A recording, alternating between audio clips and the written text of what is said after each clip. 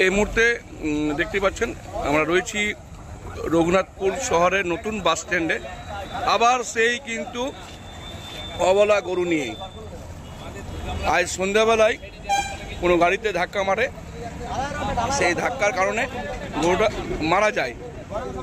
রঘুনাথপুরের গোকুলধাম সোসাইটির যে কমিটির সদস্যরা সবাই এসে উপস্থিত হয়েছে। প্রথমে প্রাথমিক চিকিৎসা করা হয়েছিল, কিন্তু কোনো উপায় বাঁচা গেল না। শুনলাম গাভী ছিল গরুটা। এটা আমাদের গোকুলধাম সোসাইটির সদস্য সবাই আছে, সেখানে দাদারাও এসছেন, গাড়ি নিয়ে আসা হয়েছে। এই যে গাড়িটা দিয়ে এখন যেহেতু মারা গেছে, রাস্তা তো ফেলে রাখা যাবে না, সেই কারণে সবাই সহযোগিতা দেখতেই পাচ্ছেন।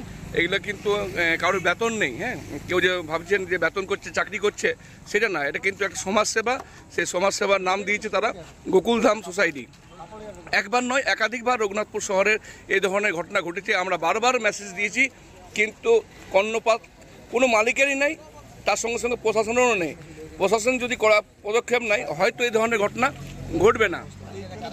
তো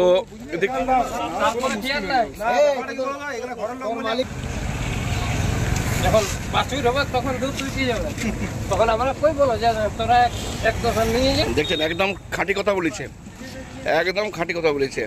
যখন বাছুর হবে তখন দুধ খাইতে নিয়ে যাবে, আর বাকি টাইম আর মালিকের পাত্তা পাওয়া যায় না, আর মালিকের পাত্তা পাওয়া যায় না। শুধু একটা নয়, রঘুনাথপুরে একাধিক এই ধরনের ঘটনা। শুধু যে আজকে রঘুনাথপুর নতুন বাসে তা না, রঘুনাথপুর শহর ঢুকলেই আপনাকে ট্রাফিক কন্ট্রোলের থেকে গরু কন্ট্রোল করাটাই বড় ফ্যাক্টর হয়ে যায়। তাদের কোনো দোষ নেই, কারণ তাদেরকে মালিক ছেড়ে দেয়, সেই কারণে রাস্তায় এসে বসে থাকতে হয়। অনেক সময় তাদেরকেও প্রাণ হারাতে হয় এবং ছোট বড় অ্যাক্সিডেন্ট কিন্তু ঘটেই থাকে। সেই বিষয়টা কিন্তু আপনারা অনেকবার দেখেছেন। আমরা এই বিষয়ে অনেকবার তুলে ধরেছি, আজকেও তুলে ধরছি।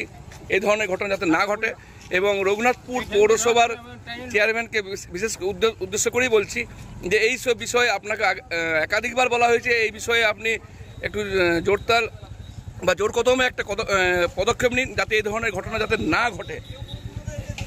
তো দেখতে পাচ্ছেন সবাই কিন্তু এখানে সাথ দিয়ে, সব যুব সমাজ, রঘুনাথপুরের যুব সমাজ। এই যুব সমাজই কিন্তু রঘুনাথপুরের মুখ উজ্জ্বল করবে, কিন্তু তাদেরকে সাপোর্ট দিতে হবে প্রশাসনের, তাইলে কিন্তু সম্ভব। ভাইরা কাজ করছে, তারা কিন্তু রঘুনাথপুর পৌরসভার স্টাফ। রঘুনাথপুর পৌরসভার পক্ষ থেকে এই ব্যবস্থা করা হয়েছে। সেটা ব্যবস্থা যদি আগেই করা হতো, তাহলে হয়তো এই গরুটার প্রাণ যেত না।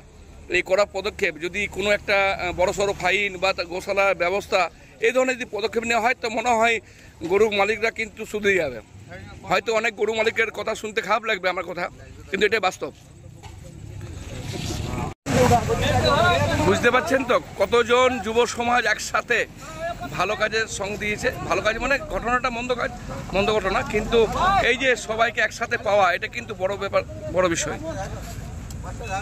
রঘুনাথপুর শহরের গোকুলধামের সবাই কিন্তু সদস্য রয়েছে। ঠিক পাচ্ছেন, এখানে দাদাকে পেয়েছি। দাদা, আপনি তো যুক্ত আছেন এবং আপনি পদেও আছেন, কি বলবেন? এই ধরনের ঘটনা বারবার ঘটে যাচ্ছে রঘুনাথপুর শহরে। কি বলবো, এখানে যে পাবলিক যারা গরু রাখছেন আর কি, তাদের এগুলো কেয়ার করা দরকার। রাস্তায় যেন না থাকে, সন্ধ্যের আগে যেন গরুটা বাড়ি ফিরে চলে যায়, এটা ওনার পক্ষে সুবিধা আর পাবলিকের পক্ষেও সুবিধা। অবলা তো গরু মারা তো গেল, শুনছি গাভী ছিল নাকি? হ্যাঁ, গাভী আছে, এবং এটা তো বড় সড়ো অ্যাক্সিডেন্টও ঘটতে পারে। হ্যাঁ, হতে পারে, অ্যাক্সিডেন্ট হতে পারে। যাই হোক, আমরা আমাদের ছেলেমেয়েগুলো নিয়ে যে যতটুকু পাচ্ছি সেবাটা করে চাইছি। আপনি কি গোকুলধামের কি সদস্য? গোকুলধাম সোসাইটির মেম্বারই আছে।